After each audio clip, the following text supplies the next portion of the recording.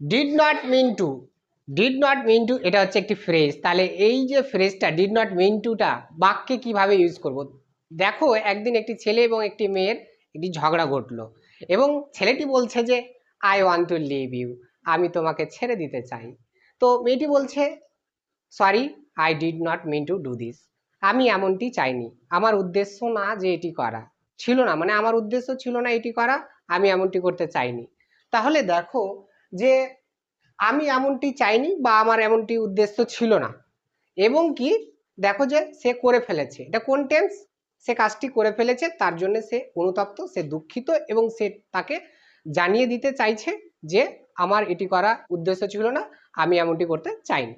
তাহলে নেগেটিভ বাক্য তো বুঝতেই পারছি যে চাইনি, চাইনি, চাইনি নেগেটিভ বাক্য। যেটা নেগেটিভ বাক্য এটা পাস্ট টেন্স, পাস্ট টেন্সকে নেগেটিভ করতে আমরা ডিড নট ইউজ করি। ডিড নটকে সংক্ষেপে ইউজ করতে, ডিড নটকে সংক্ষেপে ইউজ করি ডিডেন্ট। তাহলে ডিডেন্ট, ডিড নটকে। তারপরে দেখো যে এবার যে কি বলছে মিন টু, মিন টু কেন বলছে? যে তার অর্থ প্রকাশ করছে যে আমার এমনটা উদ্দেশ্য ছিল না বা আমি এমনটি চাইনি, যেটা ওয়ান টু এর মতো ইউজ হচ্ছে এখানে মিন টুটা। তাহলে মিন টু, মিন টু অর্থ প্রকাশ করতে ইউজ হচ্ছে, ব্যবহার হচ্ছে।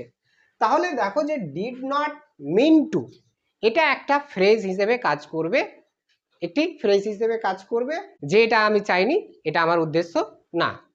তাহলে দেখো যে মিন টু ইউজ করব, ফ্রেজটা হচ্ছে দেখো যে mean to, mean to plus verb, mean to plus verb, তার পূর্বে ডিড নট বসবে। কেন? কারণ হচ্ছে পাস্ট টেন্সে ইউজ করতে হবে বাক্যটা, তাই ডিড নট, সংক্ষেপে ডিডেন্ট, তার পূর্বে কি বসবে? সাবজেক্ট। কেন সাবজেক্ট?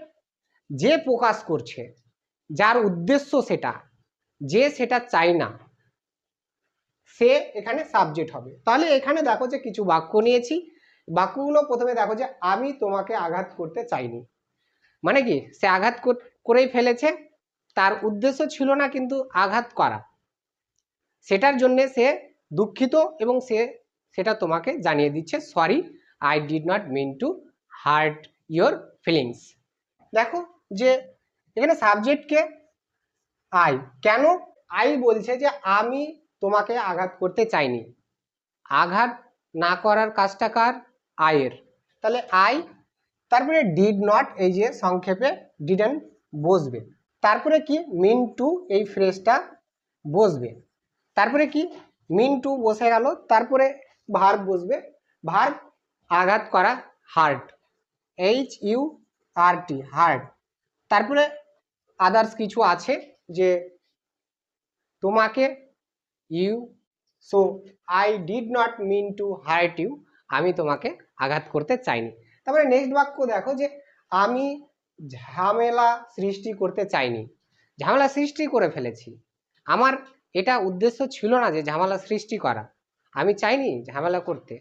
তাহলে দেখো এখানে আই হচ্ছে সাবজেক্ট এবং ডিডন্ট মিন টু ইউজ করতে হবে, কারণ দেখো যে চাইনি আছে, তাই এখানে ডিডেন্ট ইউজ করলাম, তারপরে মিন টু ইউজ করতে হবে, তারপরে কি ইউজ করব? Verb one, two plus verb one বসে সবসময়। তো এখানে ঝামেলা সৃষ্টি করা cause trouble, cause C A U S E, cause trouble T R O U B L E, cause trouble, I did not mean to cause trouble, আমি ঝামেলা সৃষ্টি করতে চাইনি।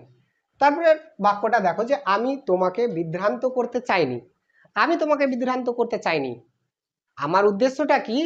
যে তোমাকে বিভ্রান্ত না করা, যে আমি এমনটি চাইনি, আমার উদ্দেশ্য এটা ছিল না যে তোমাকে বিভ্রান্ত করা। সো দেখো যে আমি তোমাকে বিভ্রান্ত করতে চাইনি, এই বাক্যটাতে দেখো যে চাইনি did not mean to use করতে হবে এর কারণে।